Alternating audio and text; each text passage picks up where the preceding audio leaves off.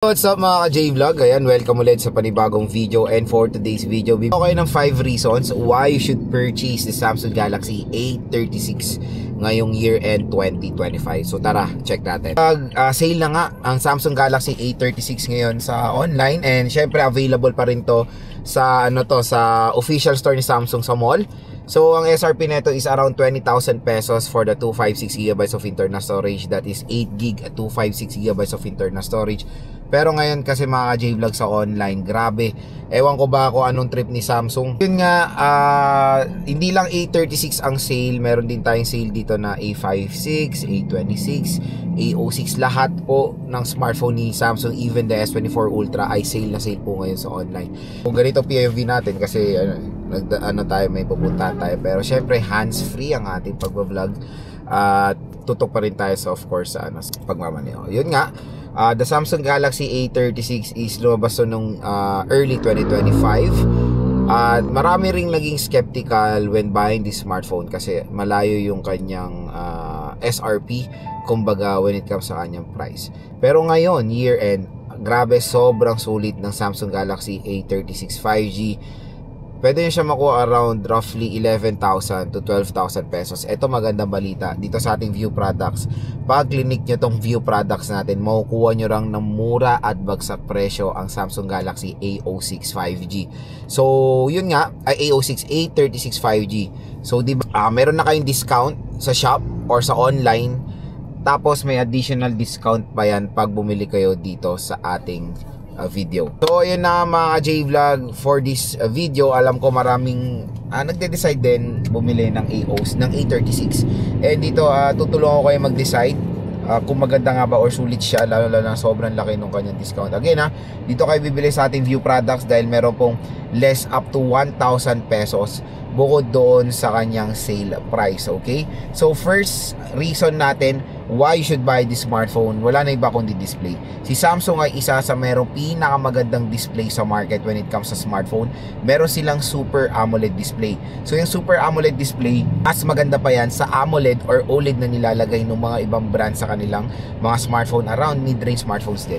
Usually ang pinakamaganda talagang nakikita kong display is Samsung kasi AMOLED sila yung kilala or sila talaga gumagawa ng mga AMOLED panel. At syempre mas papaganday nila yan when it comes sa kanilang smartphone. At meron yan dito sa A36. So grabe when it comes sa color reproduction, color accuracy, sharpness ng display ng A36, napakaganda.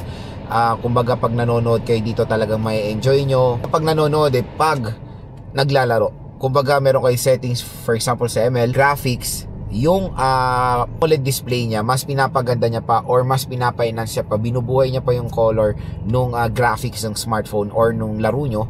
Kumbaga mas may enjoy nyo yung viewing experience nyo dito sa smartphone na to. At pinaka-favorite ko talaga sa Samsung, all Samsung devices na merong AMOLED or Super AMOLED is yung display quality. Sobrang superb. Talagang pag nanonood kayo dito yung mga cartoons, yung SpongeBob na high definition, grabe may enjoy nyo yung linaw, kumbaga nung display quality. So ayan yung isang nating reason why you should buy the Samsung Galaxy A36 sa display. Hindi lang yun mga ka-J-Vlog, maganda pa yung protection ng display niya. Corning Gorilla Glass Victus protection. So meron siyang kumbaga pag na-accidental drop siya, ayan, hindi siya basta-basta mababasag dahil maganda yung protection ng kanyang glass. And 120Hz screen refresh rate siya. So Full HD Plus 1080p resolution siya. I know sa iba is yes, it's not a perfect fit for a price tag na 20,000 pesos before, pero Full HD Plus 1080p ngayon sa 11,000, yes, medyo 50-50. Pero yun nga, kung pagbabasihan nyo yung quality talaga ng display ng A36, balance siya, kumbaga maganda yung display. Super AMOLED naman, yun yung maganda doon Super AMOLED, kahit na Full HD Plus 1080p siya, nabuboost naman yung kanyang display pagdating sa kanyang AMOLED display. Second reason why you should buy the Samsung Galaxy A36 is of course the operating system. So when it comes to operating system ng Samsung, alam nyo naman na kilalang kilala ang Samsung pagdating sa longevity. So sinasabi nila ngayon sa mga, I think sa mga smartphones ngayon nila, 5 years software update. Correct me if I'm wrong, pero ganun katagal minsan ng kanilang software update. So kung magbabasehan natin ng A36 na merong Android 15, so hanggang Android 20 etong smartphone na to, na grabe, yan ang isa sa ilalaban natin sa Samsung, yung operating system nila na parang yan yung pinagmamalaki ng iPhone, di ba, na matagal na support na OS update, kaya matagal nagagamit ng user yung kanilang smartphone. And ma-apply natin yan dito sa Samsung Galaxy A36 na sobrang mura lang, tapos ganito nyo katagal siya magagamit. Panalong panalo tayo when it comes sa longevity na itong smartphone na to. And hindi lang yon, maganda rin ang operating system ng One UI. Syempre yung kanyang is very user friendly, hindi siya ganun kahirap gamitin or very complicated. And when it comes sa bloatware, walang ganong bloatware ang Samsung compare sa pinaka sumasakit ang ulo ko ngayong bloatware. Real talk lang, HyperOS. Ang daming ang daming bloatware ng HyperOS ngayon. And even yung file manager nila may ads. So dito sa Samsung wala po tayong ganyan na nakikita. At yan naman talaga dapat ang ginagawa ng mga brands, na walang ads ang mga importanteng application na nandun talaga sa smartphone. Dapat merong pahintulot muna ng mga user bago sila maglagay ng ads. Syempre binili mo yung smartphone, hindi mo naman kinuha ng libre yan. Usually pag may ads, di ba? Usually pag may ads, yan yung mga libre. Yan yung mga merong sequences pag kinuha nyo ng libre, may ads. Ito, binili nyo naman, including the operating system. Kaya dapat walang ads. At yan ang pinakamaganda rin sa Samsung, mga ka-J-Vlog, yung kanilang Samsung Knox. Very secure ang operating system ng Samsung. At ito ay isa sa pinagkakatiwalaan kong operating system, yung Samsung Knox, mga ka-J-Vlog. Very secure din yung mga files, photos, videos. Hindi kayo matatakot na makukompromiso yan. So third reason why you should buy the Samsung Galaxy A36 is of course yung kanyang camera. Sa camera kasi parang nagiging high feature na ngayon, to be honest, ang ultra wide camera. I don't know why na hindi na malagay ng mga ibang brands ang ultra wide camera. Iba sinasabi dual, triple, pero makikita nyo nonsense yung mga pangatlo or pangalawang camera nila. Dito sa A36, kompleto regados tayo. Meron tayong main camera, ultra wide camera, and macro lens, na lahat yan is very very useful of course when taking photos, especially the ultra wide camera. So sa ultra wide camera kasi, di ba, pag for example content creator kayo, you need na wider yung frame. Diyan natin ma-apply yung ultra wide camera system na sobrang importante, especially sa ating mga nagko-content. And isang for me na maganda sa Samsung, na when it comes sa camera, binabalik nila yung traditional na tatlo yung camera talaga ng isang smartphone. Fourth reason, mga J-Vlog, is of course the battery.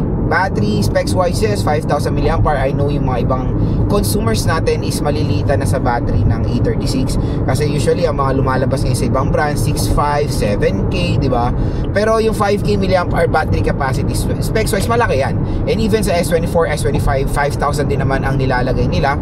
Pero maganda kasi sa Samsung, yung mga ibang brands din, importante rin kasi ang software optimization when it comes sa pagtitipid ng battery. Take for example, Apple din. Maliliit ang battery capacity ng Apple pero makukunat ang kanilang battery compare sa mga ibang Androids dahil yan sa kanilang software optimization. So dito sa Samsung, meron din tayong software optimization when it comes sa battery consumption. Like for example, yung device usage pattern. Pinag-aaralan ng Samsung or ng device nyo yung paggamit nyo sa smartphone nyo. Tapos in the long run, siya na magtitipid ng battery nyo. For example, yan nga, merong mga certain apps hindi nyo naman kailangan i-close or nasa background, i-close yan ng ng smartphone nyo, na ganun ka convenient kumbaga, di ba? And when it comes sa yun, na-try ko naman na rin ang A36 when it comes sa battery. Yes, okay naman. Standby time, matagal, naglalaro tayo. Pag straight talaga na maglalaro kayo, mga J-Vlog, karamihan din naman ng smartphone, hindi naman talaga tumatagal na isang araw yan pag straight kayo maglalaro. Kaya kailangan nyo rin pagpahingayin ng smartphone nyo. Yan na yung pahinga nila, yung pagiging lobat nila, diba? So again, battery, okay na okay rin sa Samsung Galaxy A36. At ang pinaka-last why you should buy the smartphone is of course yung ingress protection, okay? Magandang linawin about sa ingress protection na naman. So 36 ay merong ingress protection P67 water and dust resistant. So meaning yan, pwede po itong masubmerge sa water within 30 minutes na merong certain dip lang. So mga brands, di ba, meron tayong nakikita sa mga budget or entry level na nilulublob nila sa tubig na merong IP65. I think it's a big no-no kasi yung IP65 or IP66 pababa, yan po yung mga water resistant na pwede lang matalsikan ng tubig or with certain kind of pressure, pero hindi po sila pwedeng masubmerge sa water kasi not enough ang kanilang protection. So dito sa A36, IP67, 68, and 69, yan po yung mga smartphone na pwedeng masubmerge sa water within 13 minutes and certain time. So pwede nyo pong gamitin sa underwater shots itong A36, and wag kayong matatakot na gamitin to na mabasa siya kasi maraming natatakot din kasi hindi sila aware na meron palang protection yung smartphone nila when it comes sa water. And yan yung isa magiging advantage ng Samsung Galaxy A36 sa mga ibang competitors niya ngayon sa price niya na roughly 11 to 12,000 pesos. Meron siyang water protection. So yun mga ka-J Vlog, ang ating 5 reason na why should buy this smartphone ngayong year-end 2025. Sobrang mura, sobrang sulit, at kung gusto niyo ito makuha ng merong additional discount, dito yan sa view products natin, i-click niyo yung view products natin, meron po magge-generate na voucher up to 1,000 additional discount bukod doon sa discount na makukuha nyo sa shop.